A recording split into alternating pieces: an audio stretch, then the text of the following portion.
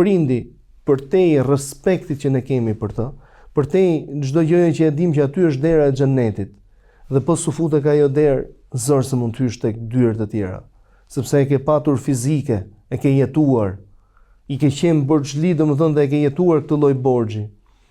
Po nuk pa të qenë mirënjohës ndaj kësaj krijese që ka sakrifikuar gjithçka për ty, zor se mund të hysh tek dyert e tjera.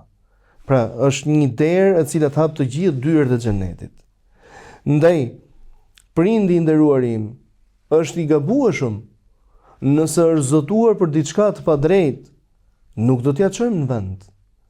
Madje është prej amanetit të mos e plotësojmë këtë amanet. Prej amanetit me Allahun subhanahu wa taala dhe lehtësim për prindin.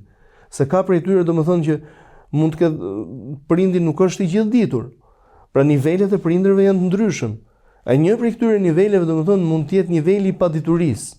Nëse të është përgjigjur për një vepër me padituri, të ka thënë për të bërë një diçka e cila ka shkelje fetare, nuk duhet ta bësh. Jo ta diskutosh, po nuk duhet ta veprosh, sepse do e shkarkosh edhe atë nga përgjegjësia. Nëse do ja çosh në vend këtë lloj amaneti, ti do të jesh gjunaqar, po do ta ngarkosh akoma shkaktarin kryesor që pas ka qenë prindi në rastin konkret.